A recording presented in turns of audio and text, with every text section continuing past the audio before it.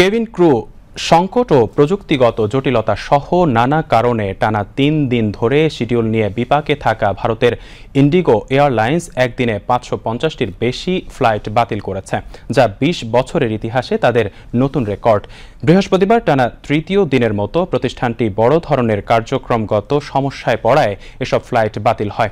আজ ইন্ডিয়া টুডের এক প্রতিবেদন থেকে এই তথ্য জানা যায়। ইন্ডিগো জানিয়েছে আগামী ২-৩ দিন আরও ফ্লাইট বাতিল হবে। প্রতিবেদনে বলা হয়, এয়ারলাইনটি প্রতিদিন প্রায় ২৩০০ ফ্লাইট চালায়। নির্ধারিত সময়ে ফ্লাইট উড্ডয়ন ও অবতরণে এর সুনামও ছিল।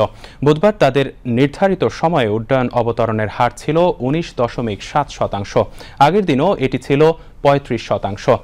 সংকট মোকাবেলা ও সমাধান বের করতে বেসামরিক বিমান মন্ত্রণালয় ও নিয়ন্ত্রক কর্তৃপক্ষ ডিরেক্টর জেনারেল অবসরপ্রাপ্ত সিভিল এভিয়েশন ইন্ডিগোর ঊর্ধ্বতন কর্মকর্তাদের সঙ্গে বৈঠক করেছেন। ইন্ডিগোর ফ্লাইট বাতিল শিডিউল বিপর্যয়ের কারণে বিভিন্ন বিমানবন্দরে যাত্রীদের ভোগান্তি চরম আকারে ধারণ করে। কোনো যাত্রীদের লাগেজ পেতে ১২ ঘন্টার বেশি সময় লেগেছে। কোথাও ঘন্টার পর ঘন্টা অপেক্ষারত যাত্রীদের কোনো খাবার বা পানি না দেওয়ার অভিযোগ পাওয়া গেছে।